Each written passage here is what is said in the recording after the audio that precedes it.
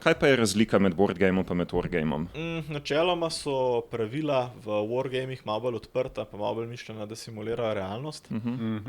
Igra se ponavadi na odprtem terenu, pomeni, da nisi omejen z nekimi heksi, kvadratki. Na travniku od zunaj. Ne, to ne. Postaviš si recimo simulacijo terena, recimo podrt mesto ali pa kaj podobno maketo v bistvu. In se igra na temu in je pač celotna poanta, da v bistvu to nekak realnost simulira. In v bistvu nisi omejen z nekimi heksi, kvadratki pri premikanju.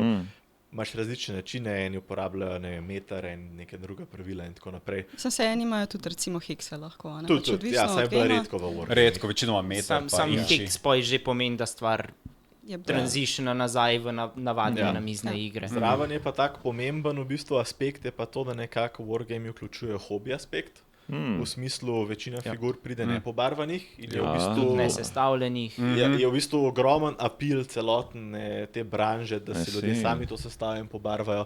Drugo je pa, da so posledično tudi figure zaradi tega veliko bolj kvalitetne, kot v pač običajnih boardgamih. Tudi druge materiale uporabljamo, pač posledično je zadeva sicer dražja, ampak definitivno neprimerljivo boljše kvalitete, kot večina boardgamov. Boardgami, ki izkoristijo še IKEA efekt. Sunken cost fallacy. Tako da so v bistvu te figurce pri wargamih tudi kot tako kot običajne figurice, tako kot lafi, mislim, imajo še to vrednost. Recimo čisto kot fun fact, naš pač proizvajalec v bistvu je v osnovi delal anime figure in jih še zmer delajo.